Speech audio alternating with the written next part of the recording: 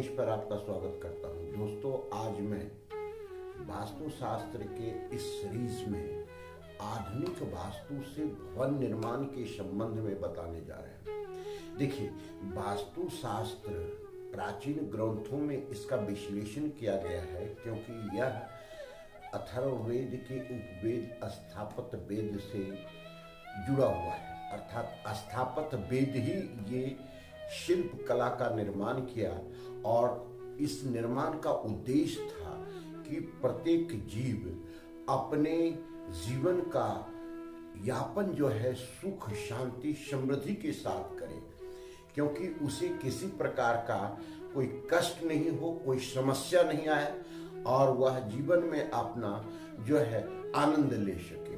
तो इस दृष्टि से आप देखें, ऐसे इसका विश्लेषण इसलिए हम आज करना चाहते हैं आधुनिक परिवेश में, क्योंकि वस्तुतः इस चीज को समझना आवश्यक है कि वास्तु है क्या, वास्तु का उपयोग जीवन में हम कैसे करें, और वास्तु जो है सो मेरे जीवन से कैसे गहरा संबंध रखता है। आप समझे कि वास्तु की जो दिशाएं हैं, जो भी दिशा है, यह 4 दिशा और 4 उप दिशा जो प्रमुख रूप से व्यक्ति को प्रभावित करता है।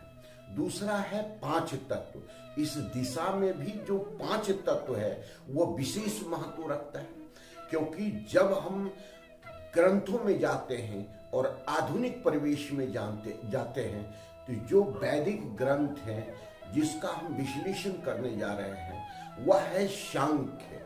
सांख्य विश्लेषण जो वैदिक ग्रंथ में, प्राचीन ग्रंथ में, हमारे उपनिषद इत्यादि में आते हैं, उसका विशेष रूप से महत्व है, जिसमें यह वर्णन किया गया है कि सत रज तम किस प्रकार से आपके जीवन को प्रभावित करता है, क्योंकि यह जीवन जो है 5 तत्व से बना हुआ है, और 5 तत्व से जो जीवन बना हुआ है, सारी सृष्टि बनी हुई है।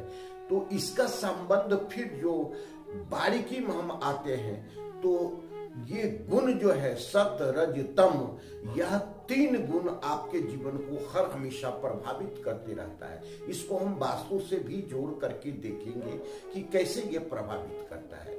उसके बाद हम देखते हैं आयुर्वेद के कुछ पहलू भी, चूंकि मनुष्य है और मनुष्य के जीवन में आयुर्वेद का बहुत महत्व है, क्योंकि आयुर्वेद का उद्देश्य होता है आपके जीवन में आयु का ऐसा मिश्रण हो, अर्थात आपका आयु निर्विघ्न बिना किसी रोग का जीवन चलता रहे। इसीलिए उसको वेद जो बताया गया है, आयु का वेद बताया गया है, आयुर्वेद कहलाता है। अब हम देखें, इसको हम जोड़ते हैं। देखिए, प्रत्येक दिशा जो है अपना एक विशेष महत्व रखता है, और वह किसी न किसी जो है सो गुण से जुड़ा हुआ है, किसी न किसी दोष से जुड़ा हुआ है। अर्थात गुण जो है शत रज तम है, और दोष जो है कफ पित्त वात है। तो इस चीज को हम अगर समझ लेते हैं तो समस्या अपने आप सॉल्व हो सकता है। आप बारीकी से जाने की कोशिश करें, समझने की कोशिश करें, सूक्ष्मता में उतरने की कोशिश करें। जब भी भवन का निर्माण करते हैं तो मुख्य रूप से आपको 4 दिशा प्रभावित करता है, 4 उप दिशा प्रभावित करता है। तो इस चीज को जब आप समझ लेंगे तो आपके जीवन में किसी प्रकार का कोई समस्या नहीं रहेगा। हम देखते हैं, पहले हम देखते हैं कि उत्तर दिशा। उत्तर दिशा जो है सो 2 स्थिति को दर्शाता है कि उत्तर दिशा आपके जीवन में क्या प्रभाव डालता है। हम आते हैं वायु कोण। वायु कोण का जहां पश्चिम और उत्तर के मिलन के कोण को हम वायु कोण कहते हैं। तो अर्थात इसमें 2 दीवार आ गया, एक पश्चिम का वाल आ गया और एक जो है उत्तर का वाल आ गया। तो जो उत्तर की वाल है, जहां से शुरू होता है, क्योंकि यह 315 डिग्री पर स्थित है, 315 डिग्री के 11 जो आता है यह उत्तर के दीवार पर आता है 11 डिग्री, और 11 डिग्री आपका पश्चिम के दीवार पर आता है। तो जो उत्तर की दीवार जहां से प्रारंभ हो जाता है वह आपका कफ है, कफ, और वो कहां तक जाता है, पूर्व तक जाता है, सेंटर पॉइंट पूर्व से जाता है। तो सेंटर पॉइंट पूर्व अर्थात यहाँ से जब भी हम इस चीज को असंतुलित करेंगे तो कफ इत्यादि की बीमारी हमारे जीवन में जो दोष है वह उत्पन्न होने लगेगा। इससे जो जुड़े व्यक्ति हैं तत्काल वो तुरंत प्रभावित होगा और इससे थोड़ा हट करके जो है वह थोड़ा कम प्रभावित होता है। अब हम देखते हैं पूर्व दिशा से लेकर के यह नैऋत्य कोण तक जो क्षेत्र आता है अर्थात दक्षिण का दीवार जो आता है नैऋत्य कोण तक। नैऋत्य कोण कहाँ? नैऋत्य कोण 225 डिग्री है, जिसकी 11 राइट और 11 लेफ्ट। तो जो दक्षिण का दीवार है वह वहां तक पित्त का क्षेत्र आ जाता है, पित्त का क्षेत्र। और वहां से जो प्रारंभ होता है पश्चिम का दीवार जो 225 डिग्री के 11 डिग्री जहां से शुरू होता है, तो वो आप समझे पश्चिम के दीवार से लेकर के वायव्य कोण तक जो पश्चिम का दीवार पूरा आता है, तो ये वात का क्षेत्र कहलाता है। अब हम इसको जोड़ते हैं गुण से, सत रज तम। देखिए नैऋत्य कोण जो है यह पृथ्वी तत्व है, यहाँ पर स्थिरता होती है, इसे हम तम गुण कहते हैं। तम तो जो तम गुण है वह अर्थात वहां पर किसी जो भी चीज है वह तमोगुण से ज्यादा प्रभावित रहता है, तमोगुण उस पर ज्यादा इफेक्टेबल रहता है। यह निष्क्रिय क्षेत्र है, स्थिरता का क्षेत्र है, इसमें जो है सो बहुत आलस्य रहता है। तो जब किसी प्रकार का कोई दोष उत्पन्न होता है तो तम गुण कम होता है या अधिक होता है और उससे संबंधित व्यक्ति प्रभावित होता है, समस्याएं आती है।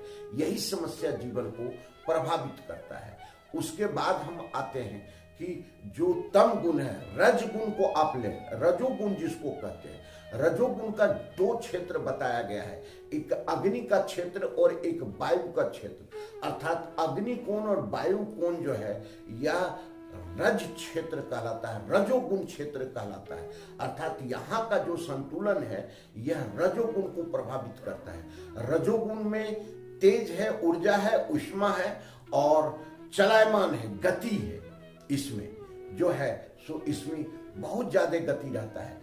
ये क्षेत्र ये आता है। इस क्षेत्र में अगर हम किसी प्रकार का असंतुलन पैदा करते हैं या असंतुलन आ जाता है तो इससे संबंधित व्यक्ति प्रभावित होने लगता है। अर्थात इस क्षेत्र में रहने वाला व्यक्ति रजोगुण से ज्यादा प्रभावित रहेगा, उसके जीवन में रजोगुण का प्रभाव ज्यादा रहेगा। अब हम आते हैं सतोगुण का क्षेत्र। शतोगुण जो है सो यह क्षेत्र आता है आपका ईशान कोण। ईशान कोण अर्थात ये जल का क्षेत्र, पवित्र का क्षेत्र, इसमें प्यूरिटी ज्यादा रहती है, निर्मलता ज्यादा रहती है। इसी सतोरुज शत रज तम गुण के आधार से ही चारों युग का बंटवारा हुआ। जो अभी हम गुजर रहे हैं कलयुग है, तो ये समझिए घोर कलयुग की स्थिति में चल रहे हैं। तो अब हम इसको जोड़ते हैं कि 5 तत्व कैसे प्रभावित करता है। तो जो जिस क्षेत्र से संबंधित है, अर्थात आप ये समझ लीजिए कि पृथ्वी तत्व जो है यह तमोगुण से प्रभावित है।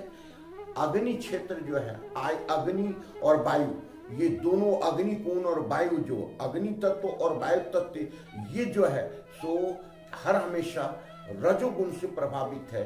और जो जल तत्व है अर्थात जहां पर पवित्रता है, प्यूरिटी है, ट्रांसपेरेंसी है, यह आपको शतोगुण से प्रभावित है। तो इस तरह घर का जब हम निर्माण करने लगते हैं, वास्तु के आधार से जब हम निर्माण करने लगते हैं, तो ये गुण जो है, ये तत्व जो है, यह दोष जो है हमारे जीवन को प्रभावित करने लगता है। अर्थात जैसा हम चाहते हैं, जैसी गति चाहते हैं, जैसी एनर्जी चाहते हैं, जैसा हम निर्माण करना चाहते हैं, तो ये चीज को बारीकियों से समझना आवश्यक है। यह आधुनिक जो आपका वास्तु है और प्राचीन वास्तु है, वैदिक वास्तु जिसको कहते हैं, यह समायोजन का क्षेत्र है। बारीकी से अगर हम इसको जीवन में समझने की कोशिश करेंगे तो ये जीवन को कैसे प्रभावित कर रहा है, यह चीज भी आपको दिखने लगेगा। अर्थात देखिए, अगर हम शत तत्व को प्रभावित करते हैं, सतोगुण को प्रभावित करते हैं, अर्थात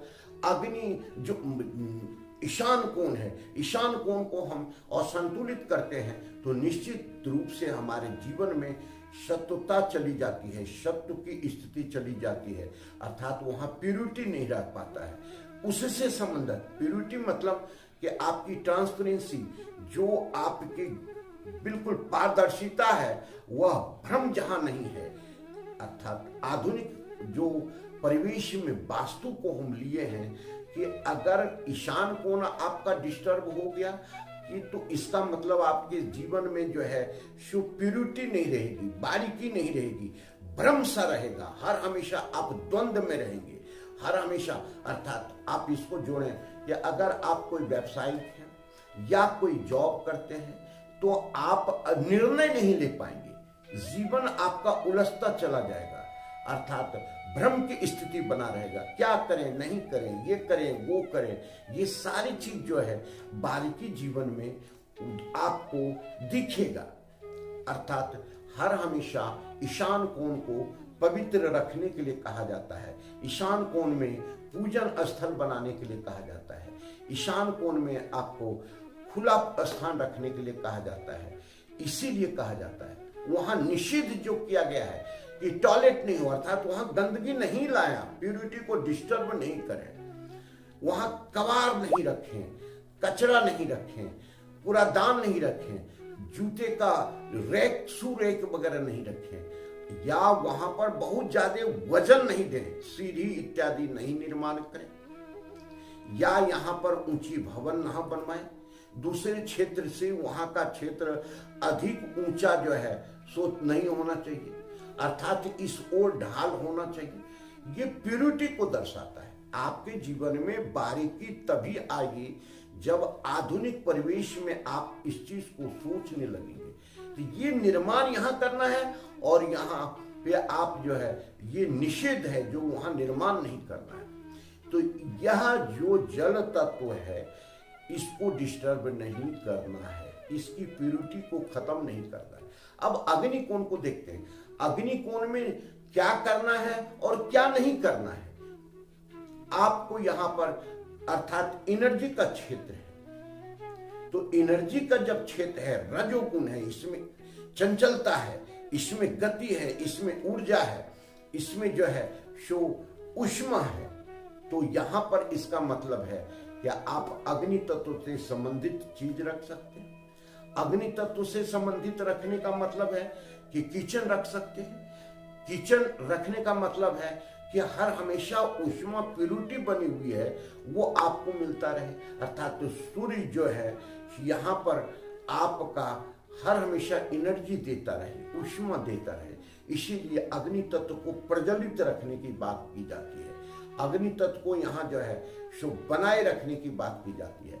यहाँ पर अगर आप निषेध क्या है, निषेध है कि यहाँ पर जल से संबंधित, गंदगी से संबंधित, अर्थात टॉयलेट ला दिए आप यहाँ पर अंडर वाटर टैंक ला दिए, यहाँ पर चापाकल बोरिंग इत्यादि कर दिए, तो ये आप पूरा घर आपका डिस्टर्ब होने लगेगा। अर्थात ये आप समझिए कि कहाँ है एनर्जी, कहाँ है, कैश फ्लो में एनर्जी है। जब आपके पास पैसा रहेगा, आएगा, लिक्विडिटी मनी आएगी, तो आप एनर्जेटिक रहेंगे, आप गतिमान रहेंगे, आप में जो है सो एक प्रकार का ऊर्जा बना रहेगा। तो इस चीज को यहाँ पर कैश फ्लो डिस्टर्ब हो जाएगा। अगर ये सारा चीज हम डिस्टर्ब करते हैं तो आपकी आर्थिक स्थिति तंगे आ जाएगी और कई प्रकार की बीमारियां भी आपकी आ जाएगी। तो ये चीज उससे रिलेटेड जो व्यक्ति है, अर्थात उससे रिलेटेड है स्त्री तत्व, जो घर की महिलाएं हैं उनसे संबंधित कई बीमारियां उनको उत्पन्न होने लगेगी। पति पत्नी के बीच में जो है रिलेशन खराब होने लगेगा। तो इस चीज को देखें। अब निषेध यहां पर हमने बताया, निर्माण बताया। अब यहाँ की जो स्थिति है वह एनर्जी को सकारात्मक आप कैसे बना करके रख सकते हैं। यहाँ का कोण बढ़ा हुआ कोण बढ़ा हुआ नहीं रहना चाहिए, यहाँ का कोण घटा हुआ नहीं होना चाहिए, समकोण की स्थिति बना रहे, अर्थात जो ऊर्जा फ्लो करे वह सकारात्मक वे में फ्लो करे।